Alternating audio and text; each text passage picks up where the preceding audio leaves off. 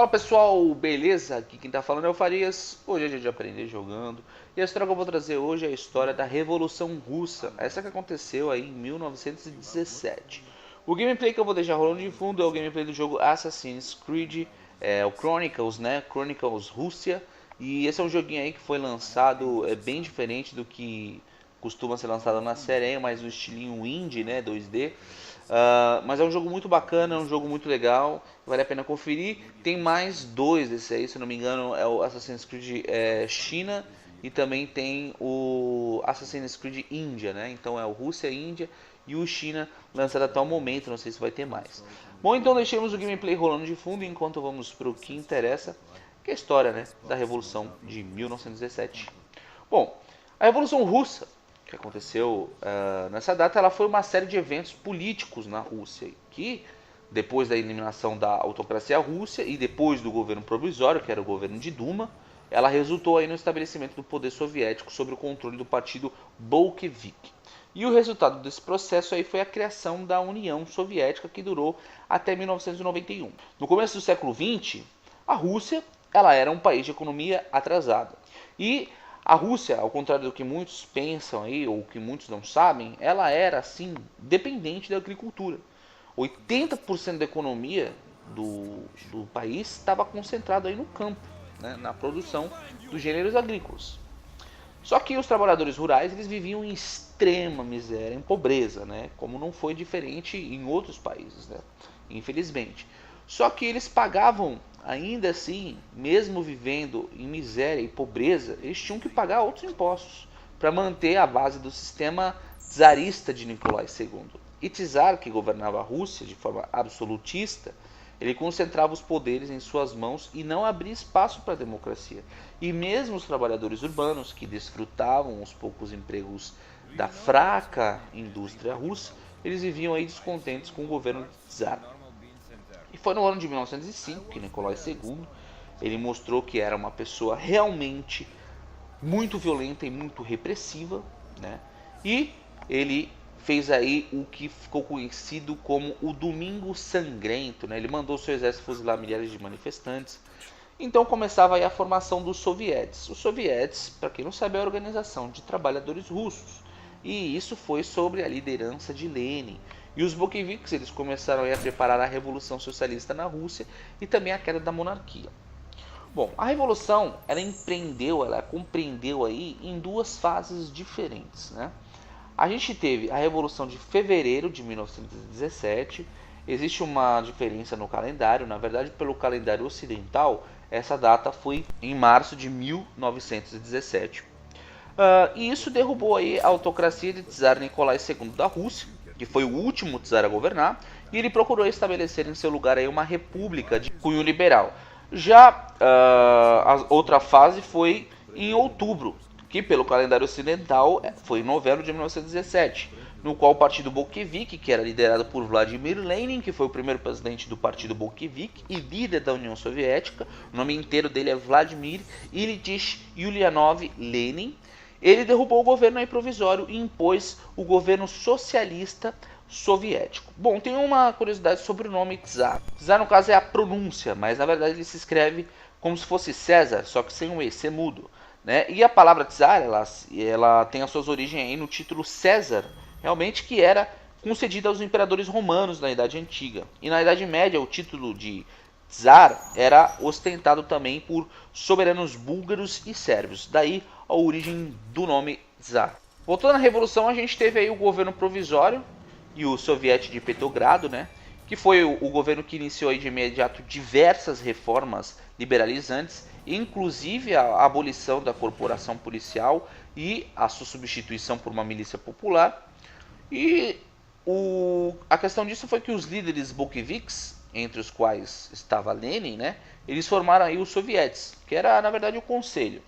E em Petrogrado e outras cidades estabeleceram aí o que a historiografia posteriormente registraria como o duplo poder, o governo provisório dos soviéticos. Depois a gente teve aí a exposição aí das chamadas Teses de Abril, onde Lenin declarou que os bolcheviques eles não apoiariam o governo provisório e ele pediu a união dos soldados numa frente que viesse por fim a Guerra Imperialista, né, que seria a Primeira Guerra Mundial. E iniciasse então a Revolução Proletária, no Congresso de Sovietes de toda a Rússia, que foi precisamente realizado em 16 de junho, foi criado um órgão central para a organização dos sovietes, que foi o Comitê Executivo Central dos Sovietes, que organizou aí em Petrogrado uma enorme manifestação como demonstração de força. Bom, a gente teve aí o aumento do poder dos bolcheviques, né, que foi avisado que seria acusado pelo governo de ser um agente a serviço da Alemanha, e Lenin então fugiu para a Finlândia. E em Petrogrado, os bolcheviques enfrentaram aí uma imprensa hostil e a opinião pública que os acusava de traição ao exército e de organização de um golpe de Estado. E foi em 20 de junho que o general de nome difícil Lavry Kornilov tentou aí implantar uma ditadura militar através de um fracassado golpe de Estado.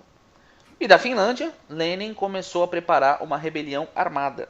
Ele havia chegado aí no momento em que o soviete enfrentaria o poder, e foi Trotsky, né, então o presidente do soviete de Petrogrado, que encontrou a solução, e depois de formar um comitê militar revolucionário, ele convenceu Lenin de que a rebelião deveria coincidir com o segundo congresso dos sovietes, que foi convocado para 7 de novembro, ocasião em que seria declarado que o poder estava sob o domínio dos sovietes. E na noite de 6 de novembro, a Guarda Vermelha ocupou as principais praças da capital, invadiu o Palácio de Inverno e prendeu os ministros do governo provisório. Mas o espertinho Kerensky conseguiu escapar, e no dia seguinte, Trotsky anunciou, conforme o previsto, a transferência do poder dos sovietes. Bom, a gente teve depois o novo governo, né, que foi o poder supremo na nova estrutura governamental, que ficou reservada ao Congresso dos Sovietes de toda a Rússia, e o cumprimento das decisões aprovadas no Congresso ficou a cargo dos sovietes e dos comissionários do povo. E primeiro o governo operário e camponês, que teria caráter temporário até a convocação de uma Assembleia Constituinte. E Lenin foi eleito aí o presidente do soviete, onde Trotsky era comissário do povo e ministro das relações exteriores, e Stalin das nacionalidades. Esses camaradas assim iam ficar bem mais conhecidos mais para frente. Joseph Stalin, ele foi o dirigente máximo da União das Repúblicas Socialistas Soviéticas, né? E isso foi aí de 1929, mais precisamente, a 1953.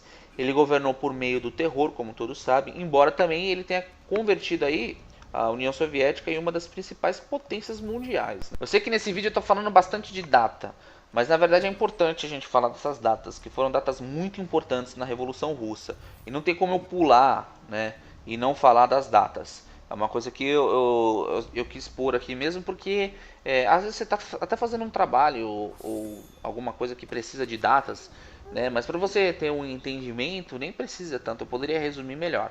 Mas eu gosto de começar assim, eu gosto de fazer as coisas assim bem detalhadinhas, assim, para que não falte nenhuma informação. Então eu vou ter que falar de mais datas ainda, né? Eu sei que é meio chato ficar falando de data, mas vou ter que falar.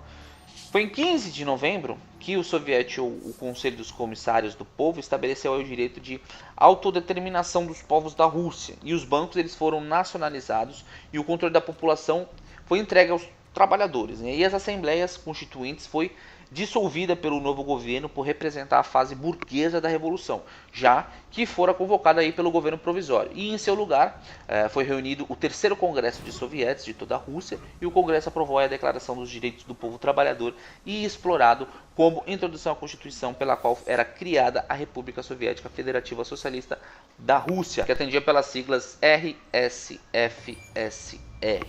Bom, o novo governo ele pôs fim à participação da Rússia na Primeira Guerra Mundial. Isso aconteceu através do Acordo de Paz de Brest-Litovsk, que foi assinado em 3 de março de 1918. E o acordo ele provocou novas rebeliões internas que terminaram em 1920, quando o Exército Vermelho derrotou o desorganizado e impopular, né, o Exército Branco anti-bolchevique. Bom, Lenin e o Partido Comunista Russo, que foi o nome dado em 1918 à formação política integrada pelos bolcheviques, do antigo POS-DR, né, que assumiu aí o controle do país, em 30 de dezembro de 1922 foi oficialmente constituída aí a União de Repúblicas Socialistas Soviéticas. e se reuniram aí os territórios étnicos do antigo Império Russo. Bom, pessoal, resumindo, a consequência da Revolução foi que o partido bolchevique derrubou o governo provisório e impôs o governo socialista soviético, que acreditava ser a melhor forma de governo existente, e ao assumir, um dos primeiros atos de Lenin foi a retirada aí de seu país da Primeira Guerra Mundial. E no ano de 1918, a instalação do Partido Comunista, que também implantou a União das Repúblicas Socialistas Soviéticas, a União Soviética, que tornou-se uma das maiores potências econômicas e militares do mundo. E, no que se diz respeito à democracia, não houve muitas mudanças, pois o Partido Comunista ele reprimia toda e qualquer manifestação que era considerada contra os princípios socialistas. Bom, falar um pouco agora de filmes sobre o tema, filmes que eu aconselho a vocês a verem para entender mais sobre o assunto. É claro que eu costumo dizer que o filme é mais uma forma de entretenimento para você entrar um pouquinho na história, mas se você quiser ir mais a fundo, mesmo com mais riqueza de detalhes, procure um bom livro ou até um bom documentário, que a gente tem vários aí pelo Discovery, pelo History. A gente costuma ter alguns bons documentários aí. Mais por parte do History, claro, que sempre vem lançando coisas muito boas. Eu inclusive sou fã aí de todos os documentários que o History lança, que eu acho que são muito bons, né? Uns mais pelo lado aí das discussões do que é fato, o que não é, e outros aí mais por questão aí de contar a história mesmo, como ela foi.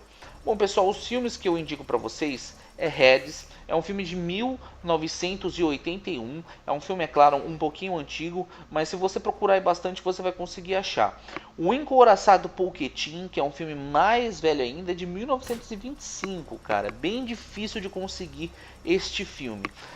Procurando na internet eu não consegui achar o filme completo, mas talvez aí você tenha sorte, consiga achar em algum outro lugar. Temos o filme Outubro, que foi lançado em 1927, né, um filme também bem antigo, e o filme mais recente, acredito eu, que seja aí O Círculo do Poder, que é um filme de 1991. Né? A gente também tem um filme de Trotsky, que é o filme chamado O Assassinato de Trotsky, é um filme de 1972. Infelizmente não temos nada muito novo.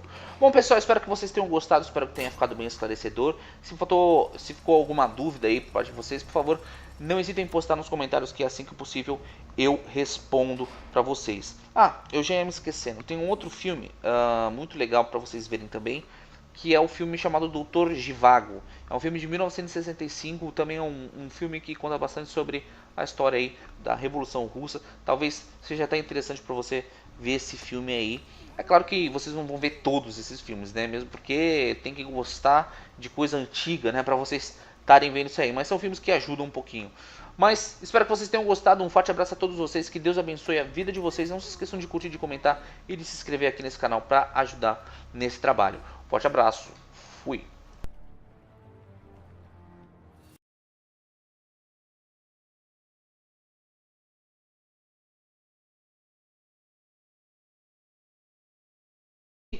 Depois da eliminação da autocracia russa e depois do governo provisório, que era o governo de Duma, ela resultou aí no estabelecimento do poder soviético sob o controle do partido bolchevique. E o resultado desse processo aí foi a criação da União Soviética, que durou até 1991. No começo do século XX, a Rússia... Fala pessoal, beleza? Aqui quem tá falando é o Farias. Hoje é dia de aprender jogando. E a história que eu vou trazer hoje é a história da Revolução Russa. Essa que aconteceu aí em 1917. O gameplay que eu vou deixar rolando de fundo é o gameplay do jogo Assassin's Creed, o Chronicles, né? Chronicles Rússia.